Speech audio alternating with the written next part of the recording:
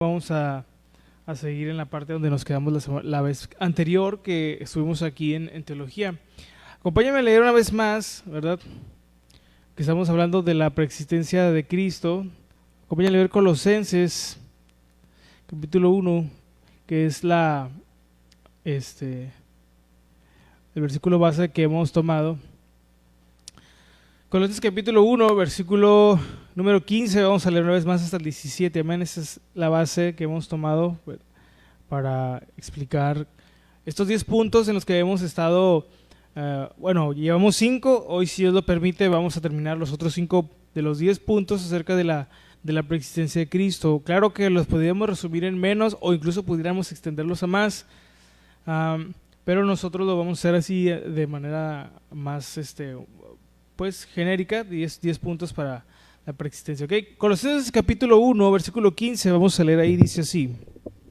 Dice: Él es la imagen del Dios invisible, el primogénito de toda creación. 16, porque en Él fueron creadas todas las cosas, las que hay en los cielos y las que hay en la tierra, visibles e invisibles, sean tronos, sean dominios, sean principados, sean potestades. Todo fue creado por medio de Él y para Él. Y Él es antes de todas las cosas, y todas las cosas en Él subsisten. Acompáñenme a hacer una oración para ponernos en las manos de Dios. Amén. Oremos. Padre, damos gracias en esta tarde una vez más porque nos has permitido estar aquí. Hoy queremos reconocer nuestra necesidad de su palabra y que aunque esto es una clase, Señor, nunca podemos decir o descartar que tú nos vas a hablar. Ayúdanos a estar atentos a escuchar la voz tras la voz, Señor, conforme a la situación en la que estamos, conforme a la necesidad o al área que tú estás trabajando en nuestras vidas. Te pedimos que nos ayudes a estar atentos para poder aprender, Señor, de tu palabra, y también todo lo que estemos aprendiendo aquí, no utilizarlo para presumir conocimiento o para querer mostrarle a alguien que sabemos algo, sino para primeramente creerlo, vivirlo, y cuando se dé la oportunidad de compartirlo con aquellos que no conocen de ti, Señor. Te lo pedimos en el nombre de Jesús, y todos juntos decimos amén y amén. Ok, entonces ya habíamos dado 5 puntos la enseñanza anterior, la clase anterior sobre la preexistencia, ¿verdad? Entonces el último punto que dijimos fue que Jesús, Él es la revelación absoluta, el Logos como la revelación absoluta. Y nos recordamos el pasaje, no lo vamos a leer ahí, nada más lo voy a mencionar, donde habíamos quedado. Hebreos 1 al 3.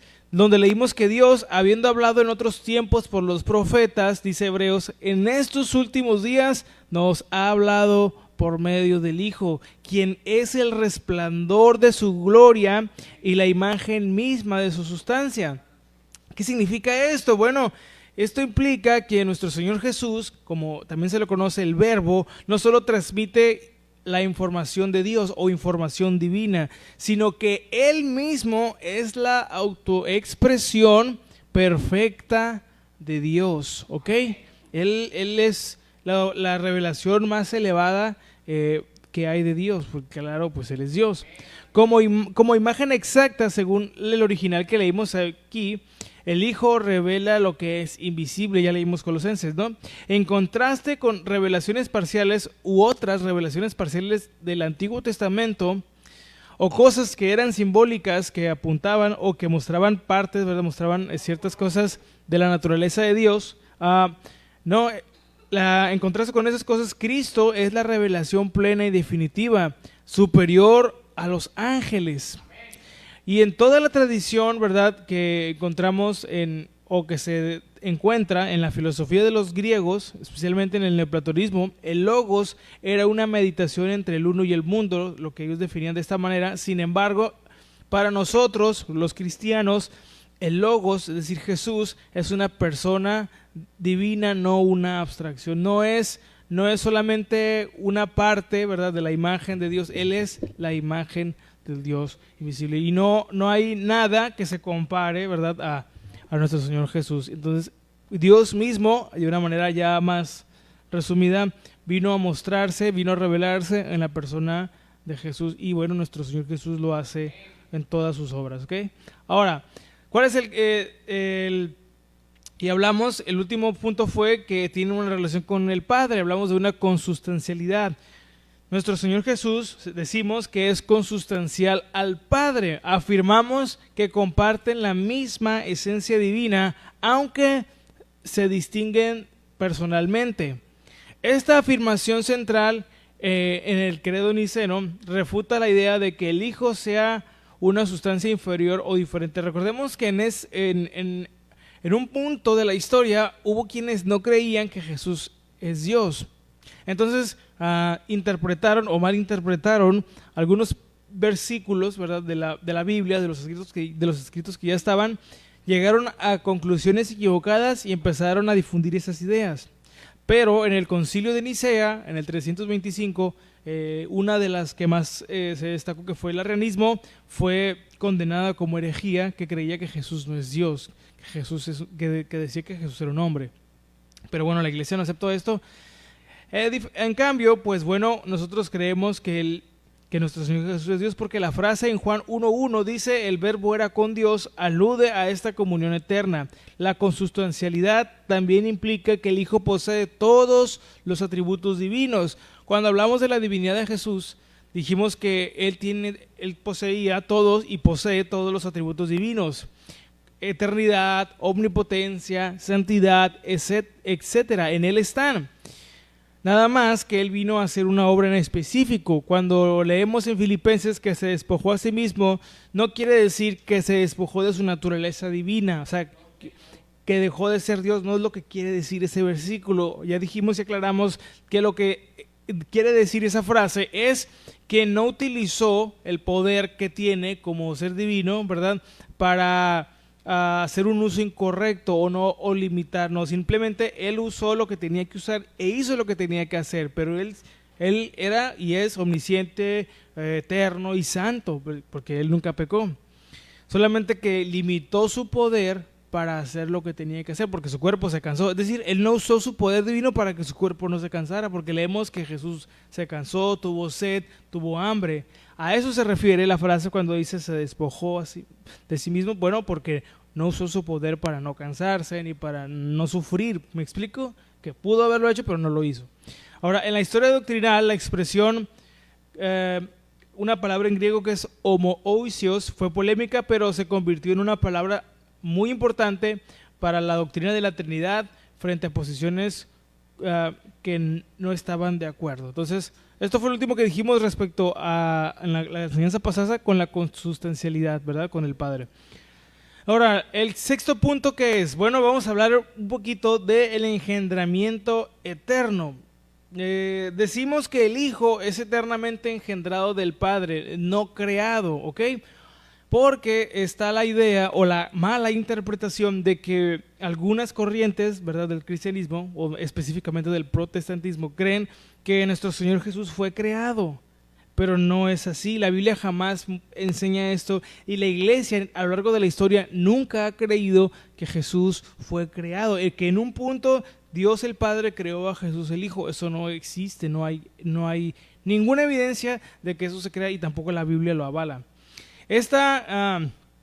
Por ejemplo, esta generación no es un acto en el tiempo, sino una relación eterna. ¿Cuál generación? Lo de ser engendrado eternamente. Es una relación eterna dentro del ser divino. El Hijo es Hijo no por ser posterior, sino por su relación de procedencia. Él es eternamente del Padre, ¿ok?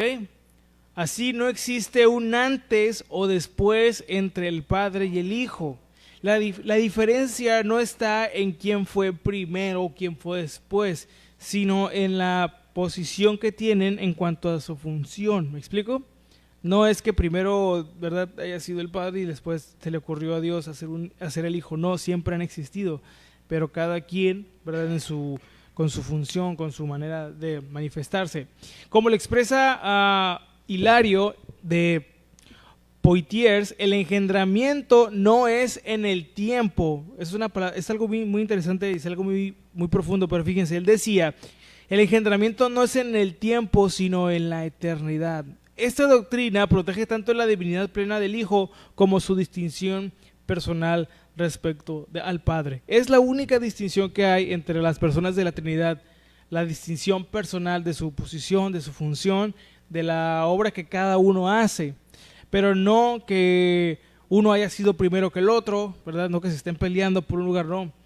Recordemos que, ahorita vamos a hablar un poquito más sobre la distinción de las personas de la Trinidad, pero recordemos que una de las doctrinas más complejas que hay, bueno, todas tienen su grado de misterio, pero es la de la Trinidad, porque llega a ser bastante difícil cuando lo queremos entender desde nuestro razonamiento humano, cuando queremos que concuerde, pero así es Dios. A nosotros no nos queda más que creer que así es. No porque no hay una explicación, la hay, pero es tan elevada y tan profunda que nuestras capacidades ya no la logran comprender del todo, completamente a profundidad, solamente lo necesario para poder creerla. Y bueno, y eso es lo que Dios nos deja en la palabra, amén. Entonces, el engendramiento eterno este punto del engendramiento eterno es lo que nos muestra y es lo que nos enseña, que el Hijo siempre ha sido el Hijo eternamente. Por eso en el concilio de Nicea se dice que el Hijo es el Hijo eterno del eterno Padre, porque tanto el Padre como el Hijo son eternos, siempre han existido, nunca dejarán de ser, amén. Vamos con el sexto punto, es distinción de personas en la Trinidad, Ahora, aquí vamos a ver algo de una manera muy resumida, cómo es que distinguimos a las personas en la Trinidad. En la Trinidad, la distinción entre el Padre y el Hijo y el Espíritu Santo no se basa tanto en grados, ¿sí me explico con eso? O sea, no es como que así, como que primero no es una manera un poquito a veces equivocada de verlo. O en atributos, ¿Quién tiene más atributos que el otro? ¿Quién tiene más? Bueno, pues el Padre tiene santidad, misericordia y amor y el Hijo tiene paciencia. No, o sea, no es tan así. Ninguno tiene más atributos que el otro tampoco. No, esa es una manera también equivocada de interpretar o querer ver la Trinidad. O en las funciones, es decir, que uno hace más que el otro, uno se hace menos que el otro. No, tampoco tenemos que clasificarlos de esa manera. No, la distinción de las personas de la Trinidad no se ve así, sino en relaciones eternas. El Padre no es engendrado, el Hijo es engendrado y el Espíritu Santo procede. Estas relaciones se conocen como relaciones de origen, Relaciones de origen. No se trata de una jerarquía, porque a veces luego se intenta ver de esa manera. Por ejemplo, aquí en la iglesia a veces queremos, ¿verdad? O para nosotros como seres humanos es muy común querer ver jerarquías en todo o hacer jerarquías, ¿verdad? De que ya saben, en el trabajo los organigramas, no es del todo malo, pero Dios no funciona a veces como nosotros interpretamos o entendemos el liderazgo o el gobierno. El gobierno de Dios es un poco más elevado y profundo y bueno, y es perfecto. Pero fíjense, estas relaciones, como dijimos, se conocen como de relaciones de origen y no son tanto una jerarquía ontológica de ontología del ser, pues ningún ser es más, manda al otro más que otro, eso es lo que quiere decir. Sino es una diferenciación relacional. Tomás de Aquino enseñaba que las procesiones trinitarias son el fundamento de la distinción personal sin romper la unidad divina. De ahí que cada persona es plenamente Dios y pero no lo es otra. Es decir, el Espíritu Santo es Dios, el Hijo es Dios y el Padre es Dios. Ninguno es más Dios que el otro o ninguno es menos Dios que el otro. En la historia vemos que en el Antiguo Testamento predomina más la manifestación del Padre o las acciones o las obras de Dios como Padre de Israel, de la nación de Israel, de las obras que Él hizo para salvar al pueblo, de contestar. Por eso vemos que para la cultura hebrea es muy común referirse siempre en las oraciones a Dios como Abba, Padre, porque para ellos, según la historia, Dios ha sido su Padre, y claro, es el Padre Él es el creador de todo, pero ellos lo ven mucho como el Padre. Además que en el Antiguo Testamento siempre ha sido mucho esta figura de Dios como Padre de la nación de Israel. En el Nuevo Testamento encontramos ya más la obra del Hijo, en los Evangelios específicamente. donde se muestra a Dios el Hijo obrando, haciendo lo que nosotros no podíamos hacer, que es viviendo la vida que no podíamos vivir para podernos dar entrada a su presencia, ¿ok? Recuerden que lo que nuestro Señor Jesús vino fue a restaurar la relación con la humanidad. No vino para traernos riquezas o cosas de ese tipo, no, Él vino para traer salvación. Y eso es lo más importante, y eso es lo que más necesita la humanidad, la salvación, la reconciliación con Dios. No las cosas materiales, que las cosas materiales aquí se van a quedar y se van a destruir. Por eso lo más importante para nosotros debe ser nuestra comunión y nuestra relación con Dios. Eso no es negociable, pero eso ya lo hemos explicado en otras ocasiones. Y después del Hijo viene lo que vendría siendo la obra o el ministerio del Espíritu Santo en la iglesia. Hoy, quien nos guía a la hora de leer, ¿verdad?, la palabra, a la hora de leer la Biblia, quien nos enseña, quien nos redarguye a través de la palabra de Dios, es el Espíritu Santo, es Dios, ¿ok? Hoy es el que está o el que habita en el corazón de los hijos de Dios para mostrarnos, para guiarnos de su palabra a toda verdad. Esa es la certeza que tenemos, ¿ok? Esa es la esperanza y la seguridad con la que podemos vivir, de que sabemos que si ponemos nuestra vida en manos de Dios, ¿verdad?, y pedimos su guía, su Espíritu nos va a mostrar cuáles las cosas que debemos hacer y cuáles son las cosas que están mal.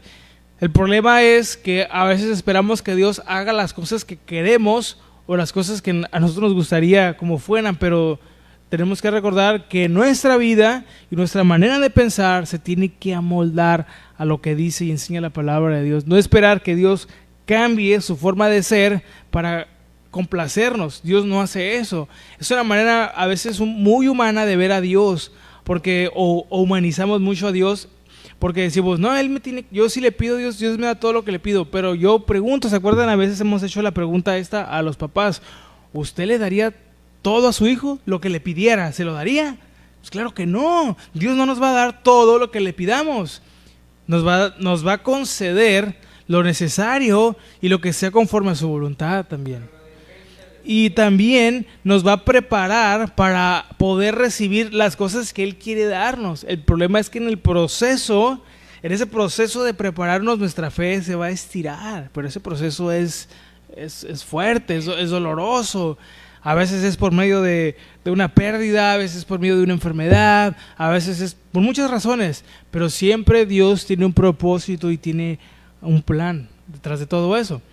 El problema, bueno, uno de los tantos que podemos decir es que a veces estos procesos los queremos evitar, ¿no? Queremos que nunca sucedan, pero es a través de eso que Dios nos forma. Él sabe por qué permite todas las cosas.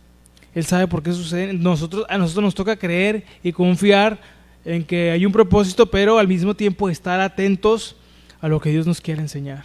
¿Ven? En cada instancia. Ok, entonces, no es que el Padre sea más Dios que el Hijo, o que el Hijo sea más Dios que el Espíritu Santo, ni que el Espíritu Santo tenga más atributos que el Hijo, o que el Hijo tenga menos que el Padre. No, esa es una manera equivocada de ver a las personas de la Trinidad también. Cada uno tiene su rol, su obra, su función, ¿verdad?, dentro de la Trinidad.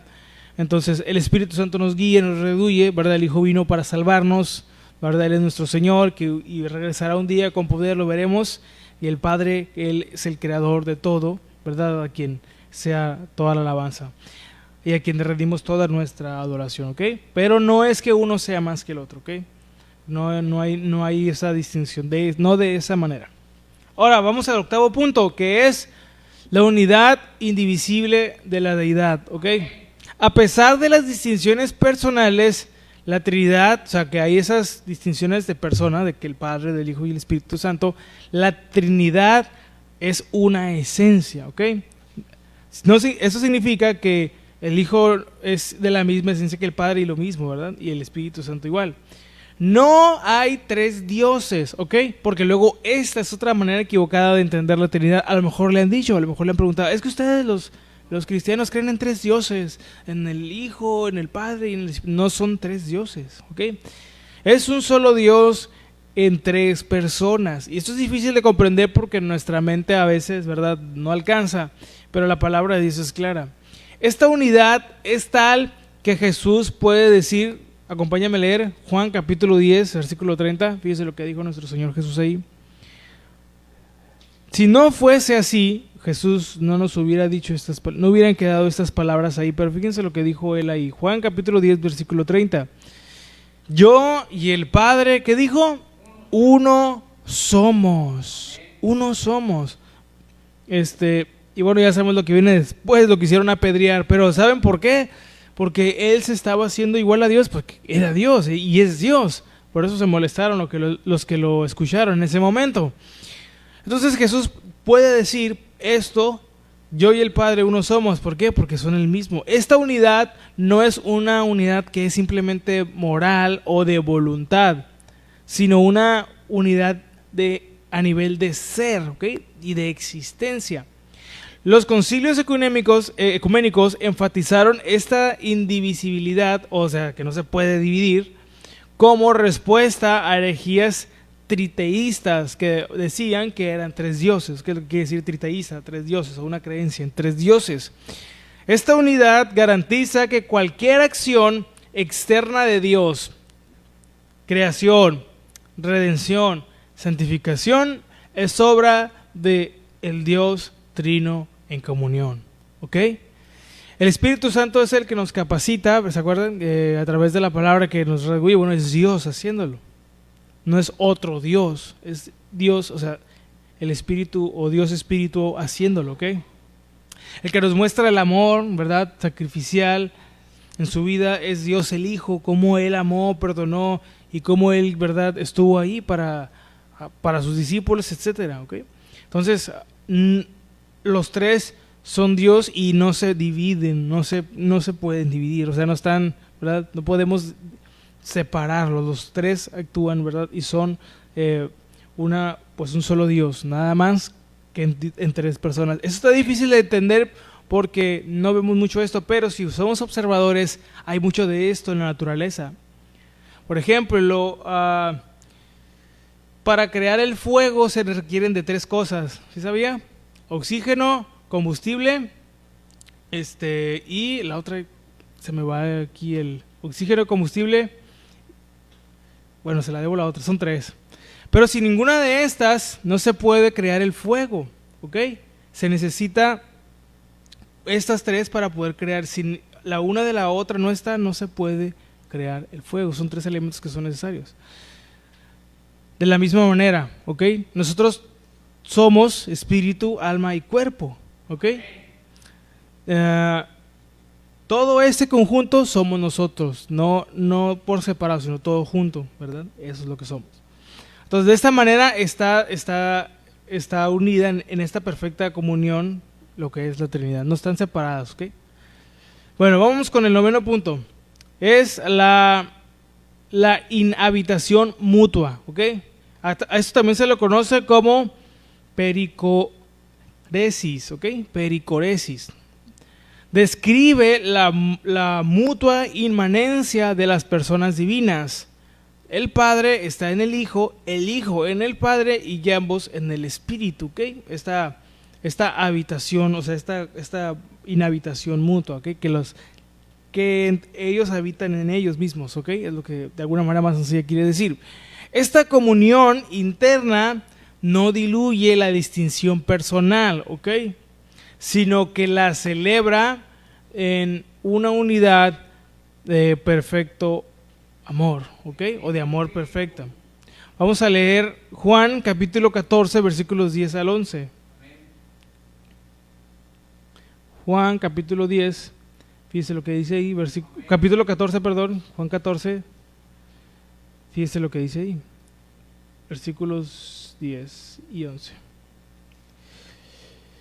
Y es Jesús preguntando porque le hicieron, ¿se acuerdan que le pregunta a Felipe, verdad? Oye, muéstranos al Padre, porque pues queremos verlo. Bueno, ellos estaban con él. Bueno, en el 10, antes Jesús le pregunta, en el 9 le pregunta, ¿verdad? Jesús a Felipe, tanto tiempo he estado con ustedes y me pides que les muestre al Padre que no me han conocido. Bueno, en el 10 dice esto: ¿no crees que yo soy en el Padre y el Padre en mí? Las palabras que yo os hablo, fíjese, no las hablo de mi propia cuenta, sino que el Padre que mora en mí, Él hace las obras. Fíjense esto, aquí está la unión perfecta. Creedme, o en el español latino, créanme que yo soy en el Padre y el Padre en mí. De otra manera, creedme por las mismas obras. Jesús estaba haciendo la obra que el Padre le había encomendado y obras que solo Dios podía y puede hacer. Nadie más lo podía hacer. Ahora voy a leer estos mismos versículos, pero en otra versión, es la Nueva Traducción Viviente, pero fíjense cómo lo dice esta versión. En el versículo 10 dice: ¿acaso no crees que yo estoy en el Padre y el Padre está en mí? Las palabras que yo digo no son mías, sino que mi Padre, que vive en mí, dice aquí, hace su obra por medio de mí. ¿Okay? Versículo 11. Solo crean, porque fíjense el énfasis que nuestro Señor Jesús hace aquí y nos dice a nosotros: solo crean. O sea, Él no quiere que comprendamos todo el misterio a un nivel, ¿verdad?, súper profundo, que poco a poco con la ayuda de Dios, ¿verdad?, y lo podemos ir entendiendo, pero a primera instancia lo que Jesús demanda es que creamos en Él, que creamos en sus palabras, que creamos en sus obras, en todo lo que Él es. No esperar a comprenderlo todo, porque ahí nos vamos a quedar. Ahí nos van a salir raíces, ¿no? O sea, tenemos que primero viene la fe y después Dios nos ayuda a ir comprendiendo las cosas de su palabra. Pero Jesús nos dice en el 11, solo crean que yo estoy en el Padre, porque yo creo que haber visto a los discípulos así, no a Pedro como, ay, pero ¿qué está diciendo? Les dijo, pues solo crean que yo estoy en el Padre y el Padre está en mí. O al menos dijo, crean por las obras que me han visto hacer. Porque pues lo que Él hizo y estaba haciendo, ¿verdad?, fueron obras que nadie antes había visto. Expulsar demonios como lo hizo Él, alimentar a 5,000 como lo hizo Él, caminar sobre el agua, todas las obras, luego ya llegaremos a ese punto. O sea, nadie las había hecho de la manera en que Jesús las hizo. A lo mejor hubo otros que pudieron haber dicho muchas cosas de las que Él dijo, luego vamos a explicar un poquito más esa parte, pero nadie hizo como lo hizo Jesús, ¿ok? Esa es la gran diferencia. Bueno, estos versículos muestran cómo esta habitación o esta relación interna es la base de la misión trinitaria. El Padre que mora en mí, según lo que dice aquí nuestro Señor Jesús, Él hace las obras, ¿ok? Será Dios mismo haciéndolas. Por eso vemos que está muy claro que constantemente nuestro Señor Jesús dijo de muchas maneras que Él es Dios. No lo dijo a veces como quisiéramos, ¿no? Porque luego de repente va, a ver, pero ¿dónde? Yo quiero que diga que Jesús dijo, yo soy Dios, así. No lo vamos a encontrar así, porque Dios no dejó su palabra para complacer nuestros caprichos teológicos, ¿verdad? Él la dejó así y de maneras muy profundas, elevadas. Muchas veces Él dijo, yo soy Dios. Y esta fue otra de las maneras en que Él las dijo. En el estudio hoy hay ciertas perspectivas respecto a esto. Un hombre de apellido Picasa, como él, ven en la encarnación una apertura de esta danza eterna hacia la humanidad, invitándonos a participar de ella por gracia.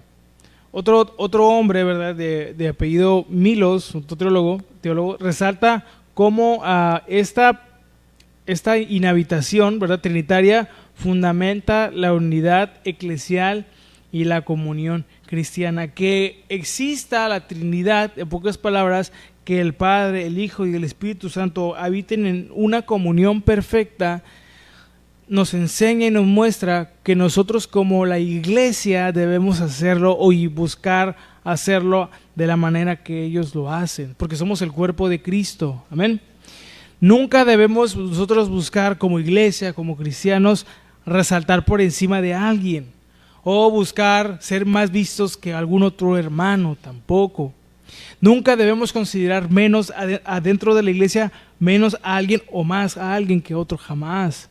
Todos somos miembros del cuerpo de Cristo, somos hijos de Dios.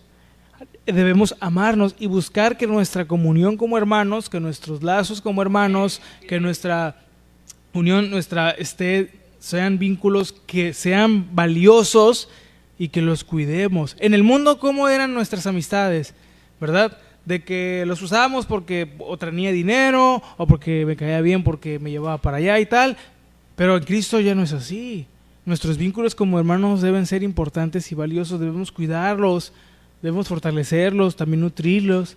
Por eso los cristianos, a los que no les gusta convivir con cristianos, ahí hay algo raro. ¿Sí me explico con eso? No, hermano, es que yo salgo, en cuanto se acaba el servicio ya me voy. ¿Pero por qué? No, es que ahí, pues ¿para qué me quedo? Ya se acabó, ya me regañó el pastor en la predicación, pues ya me voy. Pero a un cristiano, fíjese esto, hermanos, a un cristiano que no le gusta convivir con cristianos, como dicen ahora los muchachos, no es una red flag, es un foco rojo, o sea, es una mala señal. ¿Por qué? Porque qué de malo o qué de sí tiene convivir con la familia espiritual. No, hermano, es que no, pues saliendo de la iglesia se va con sus amigos del mundo y ahí sí no dice nada, no. Pero no debería ser así. Nosotros no deberíamos tener, fíjense, hermanos, lo digo porque a veces se ve mucho. No deberíamos tener ninguna repulsión hacia la comunidad cristiana. ¿Sí me explico con eso? No deberíamos tener ninguna actitud de rechazo al hecho de convivir como iglesia o como familia. Bueno, hermano, vamos a hacer un campamento. Ya aquí viene el campamento, ¿verdad? Ahí, Dios ahí puso un lugar. El campamento familiar. Y ya a lo mejor uno que otro hermano, no, ¿a qué vamos a ir para allá si nos vemos cada semana ahí, luego 2 horas encerrados? ¿A qué vamos? O sea, esa actitud ahí no debería estar. ¿Sí me explico? Porque tampoco no somos, a lo mejor de los compañeros de trabajo se la creo, pero de la comunidad, de nosotros como familia, no deberíamos tener esa actitud. Si el Rey del universo pudo humillarse, ¿verdad?, a tomar forma de hombre y convivir con su creación, amarlos hasta la muerte, eso nos enseña que también nosotros debemos amarnos como Cristo nos amó hasta la muerte, como hermanos. ¿Sí me explico? Ahora, no estoy diciendo que se vayan a vivir a la casa del hermano Pancracio. Pues porque yo lo amo mucho, voy a dejar mi trabajo, porque el hermano Jesús dijo, no. Todo sanamente equilibrado, tomado con madurez, debemos entender que no tenemos por qué tener ningún rechazo y ninguna repulsión al hecho de convivir como hermanos. Amén. Que no debería ser así. Si hay esa actitud, si hay esa reacción, algo está pasando o algo no está pasando en nuestro interior, y eso hay que llevarlo a Dios en oración. No vamos a fingir tampoco, obviamente no le estoy diciendo que finja algo que no es que haga, que pretenda hacer algo. No, hay que llevarlo a Dios en oración y que Dios nos ayude a sanar si es algo que está en nosotros. Pero no deberíamos sentir como que, no, yo no les hablo mucho a los hermanos porque, pues sí me caen bien, bueno, más o menos, pero no debería haber eso. Eso se lo creo de la gente que vive sin Cristo, ¿sí o no? Que busca a otros por conveniencia, ¿no? Porque le puede sacar un provecho, porque los puede usar para su beneficio o muchas veces para su placer. Pero de los cristianos a cristianos no debe suceder. Bueno, los cristianos a ninguno, ¿no? Creyente no. Un cristiano no debe de ver a otra persona, independientemente si es creyente o no, como un objeto. Porque no somos objetos, somos creación de Dios. Amén. Por eso hay tantas cosas ahorita, no es el punto, ¿no? Porque hoy en día, primeramente las personas no se aman a sí mismas con el amor bíblico, con el amor propio que es bíblico, porque hay un amor propio que es bíblico, no el amor propio egoísta del mundo. No, pues ya no me funciona este desecho. Ese es el amor incorrecto, incompleto del mundo. No, sino el amor propio que la Biblia nos enseña que debemos tener, y el amor hacia los demás.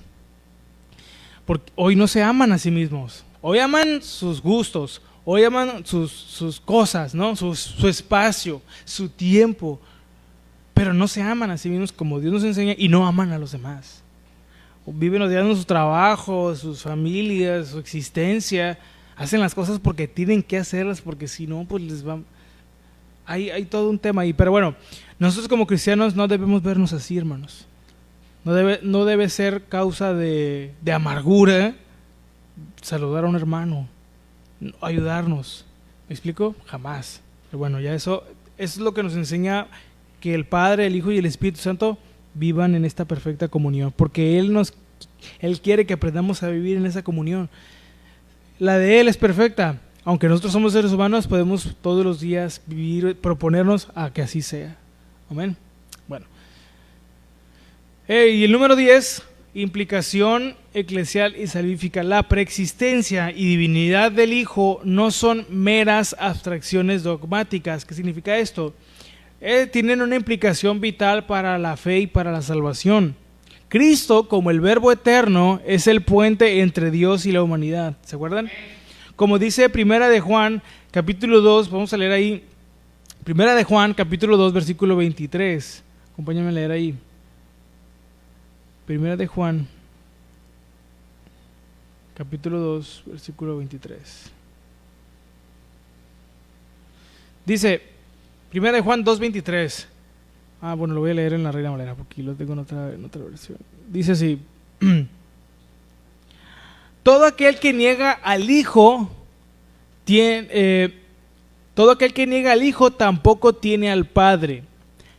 Qué curioso que si uno niega al Hijo, automáticamente no tenemos al Padre. Si no fueran iguales, no se consideran así. La siguiente parte del versículo dice, el que confiesa al Hijo también tiene al Padre. ¿Okay? Entonces, solo si Cristo es Dios, puede reconciliarnos plenamente con Dios. Y lo es. Por eso lo puede hacer.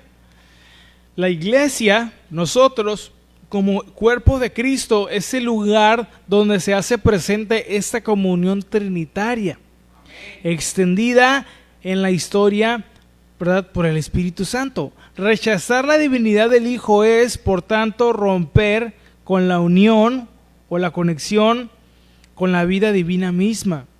Por eso la cristología no es opcional, es el corazón del Evangelio. Es donde aprendemos la naturaleza de nuestro Señor Jesús, que es la naturaleza de Dios, pero manifestada en el Hijo. Porque ningún Dios de la antigüedad, de los que llaman dioses, ¿verdad?, de la antigüedad, hizo actos de amor como los hizo nuestro Dios por nosotros. Las culturas antiguas, los dioses de las culturas antiguas, miraban a sus dioses lejanos, como muy lejos, ¿no? De que, pues hay que hacer algo para que venga. Pero el Dios al que servimos, no podíamos hacer nada para que viniera. Él, de su amor, de su misericordia, vino para salvarnos, para que pudiéramos vivir con Él. Esos actos de amor que Él hace nos enseñan cómo debemos tratar a otros y cómo debemos responder a todo lo que Él es.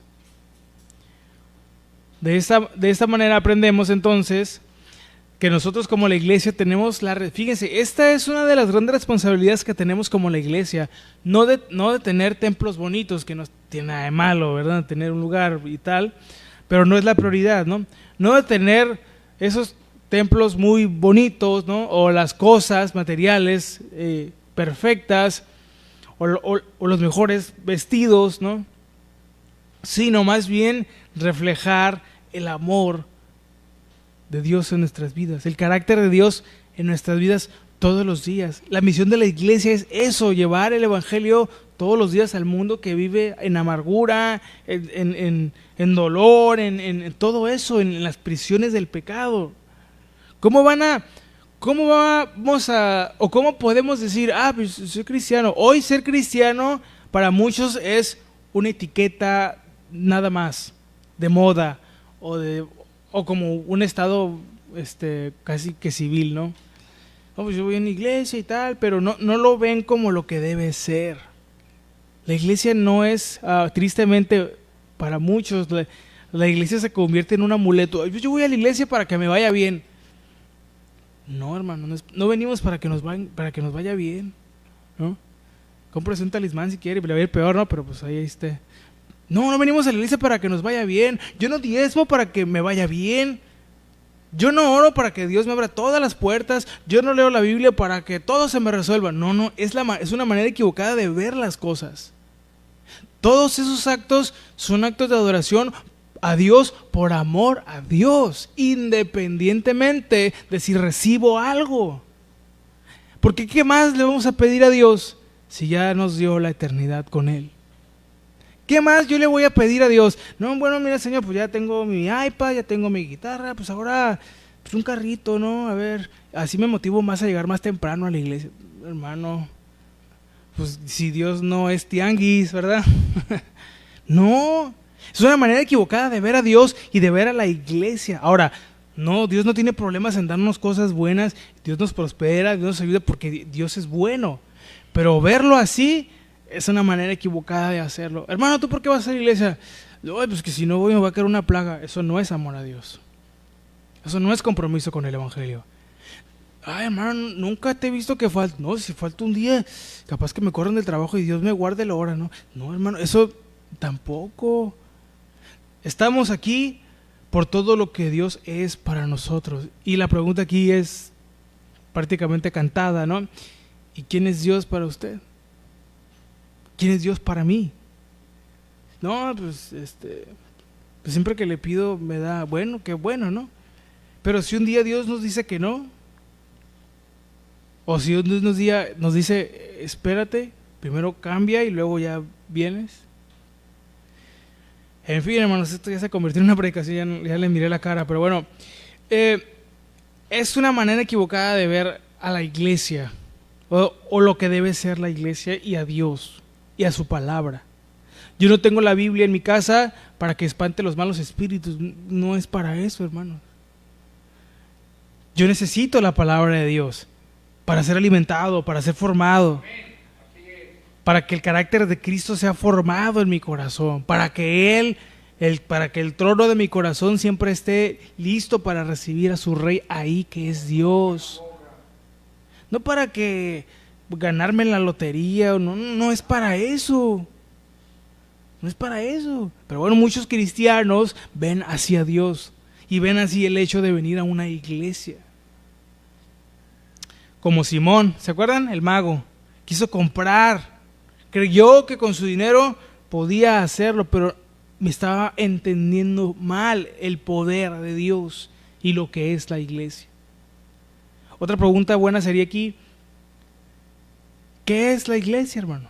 ¿Usted sabe qué es la iglesia? Bueno, ese lugar aquí, ¿no sabe qué es? Bueno, si Dios lo permite, después vamos a dar respuesta a esa pregunta. Ahora, cerramos estos 10 puntos con las siguientes 3 preguntas y ya con esto terminamos y si Dios lo permite nos vemos la próxima semana. ¿Qué significa que Cristo es eterno y no creado? ¿Y cómo debería impactar nuestra relación con Él? Bueno, significa que Cristo no tiene principio ni fin y no es parte de la creación. Él es el origen de la creación. Es el Dios eterno que existe por sí mismo antes del tiempo. Esta verdad, hermanos, nos invita a adorarlo no solo como Salvador, porque Él es el Salvador, sino además como el Señor eterno, como el dueño del universo, digno de toda reverencia. Nos llama a confiar plenamente en Él, porque su poder y sabiduría no tienen límites ni caducidad.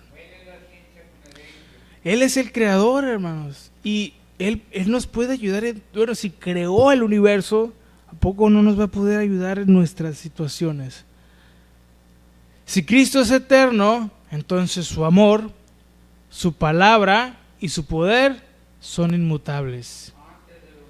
¿Confío en Él con esa certeza o en quién o en qué confío?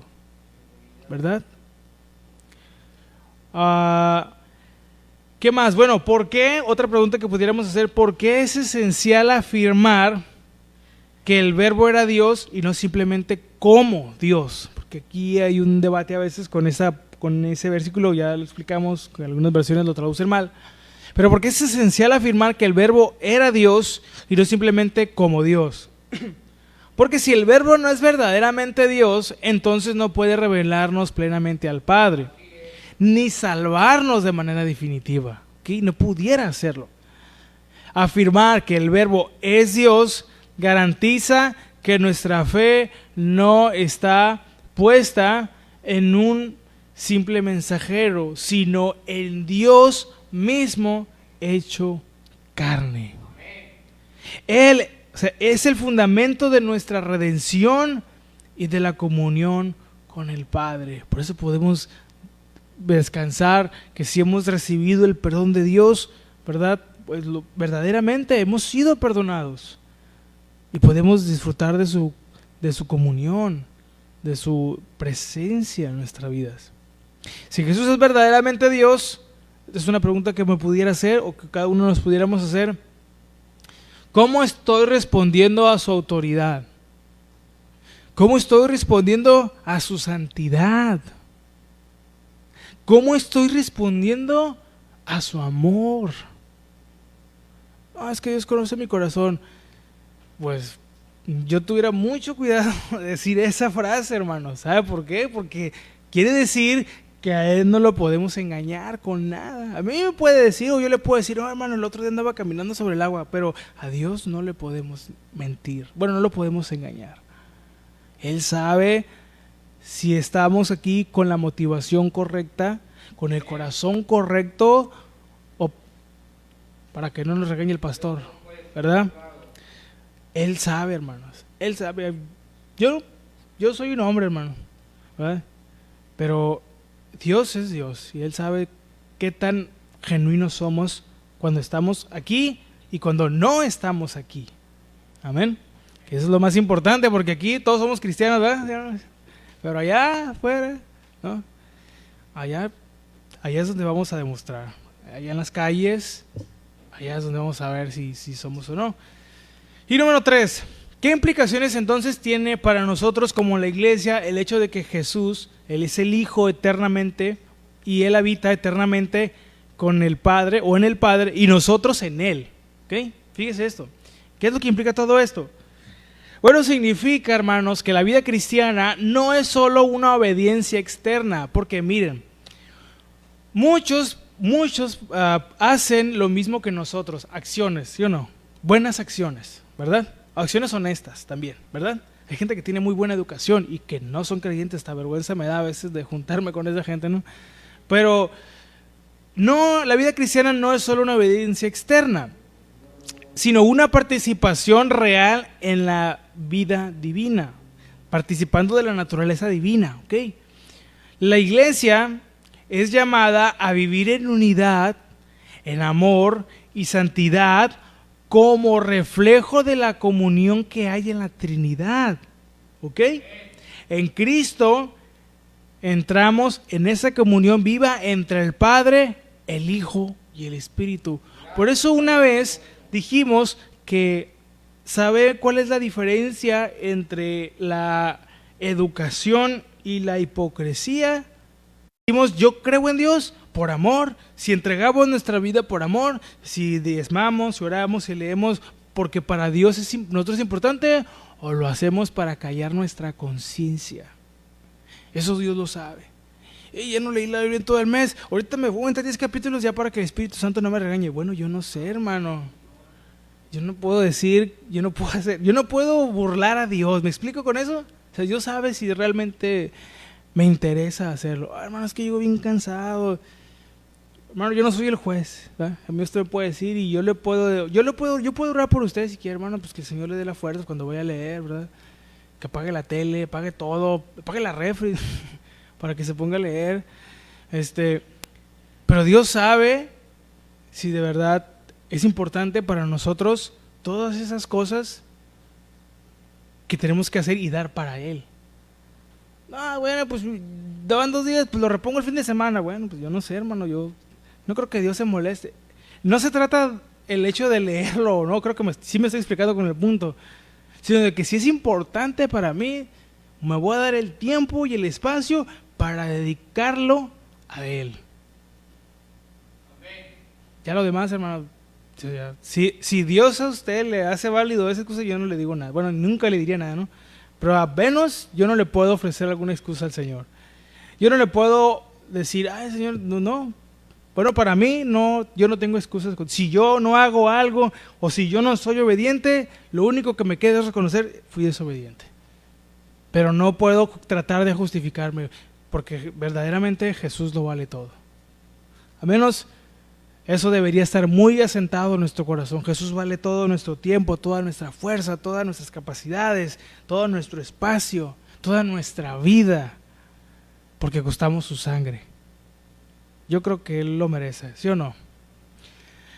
Bueno, aplicando todo esto, estoy viviendo entonces, por eso no vienen los jueves, ¿verdad? Estoy viviendo, ¿verdad?, mi fe como una experiencia de comunión con Dios. ¿Sí estamos viviendo nuestra fe así o solo como una obligación moral o cultural?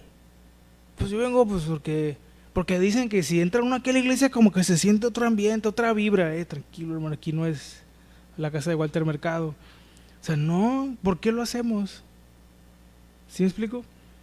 Debemos vivir cada día, ¿verdad?, con esa pasión para Jesús, viviendo en esa verdadera comunión. Eso es nuestro trabajo, descubrirlo todos los días, hermanos. Experimentar el poder, la gracia y el amor de Dios.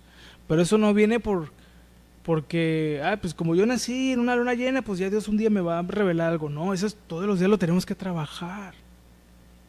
Todos los días. ¿Me explico? Pero bueno.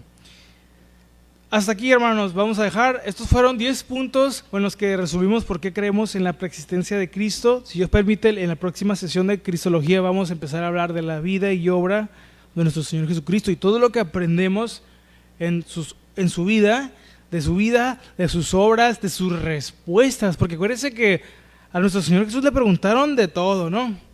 Pero Él dio respuestas que fueron más allá incluso de la pregunta. ¿Amén? Pero bueno, vamos a orar y si el Señor nos permite, nos vemos. Tenemos una cita aquí el sábado, 5:30, empieza la alabanza, 5:30 cristiana. Y el Señor lo permite el domingo también, aquí estamos para adorar a Dios.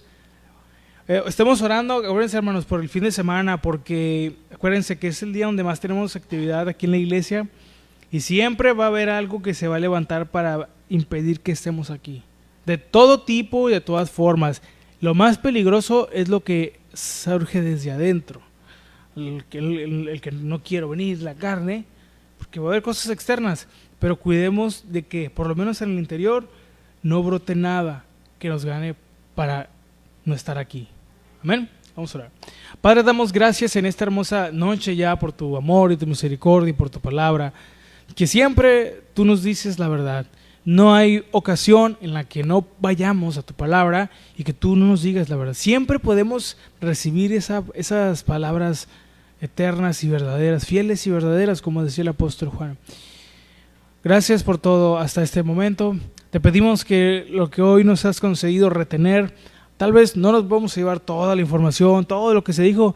Yo solo ruego, Padre, que la palabra que haya caído en cada uno de nuestros terrenos, de nuestros corazones, ruego para que produzca fruto al 30, al 60 o al 100 por uno, conforme a cada una de nuestras capacidades, para glorificarte, para no ser una higuera seca, Señor. Sí, muy frondosa, muy bonita, pero sin ningún fruto. Ayúdanos a dedicar cada día de nuestra vida a honrarte, a adorarte, Señor. Siempre va a haber necesidad, siempre va a haber cosas, pero que nos puede faltar muchas cosas, Señor, en la casa. A veces el pan puede faltar, a veces muchas cosas, pero que no falte nuestro tiempo de comunión contigo, que no falte tu palabra, que no falte tu presencia, Señor. Ayúdanos a vivir cada día nuestras vidas dedicándonos a ti. Te pedimos que nos lleves con bien a nuestros hogares, a nuestras casas, cuida a nuestros familiares que nos esperan en casa. Ayúdanos a llevar con bien. Ruego que tú seas sanando nuestros corazones. Si hay aquí o empieza a haber aquí alguien que empieza a brotar una raíz de amargura, para poder adorarte como tú te mereces, Señor. Te lo pedimos en el nombre de Jesús, y todos juntos decimos amén.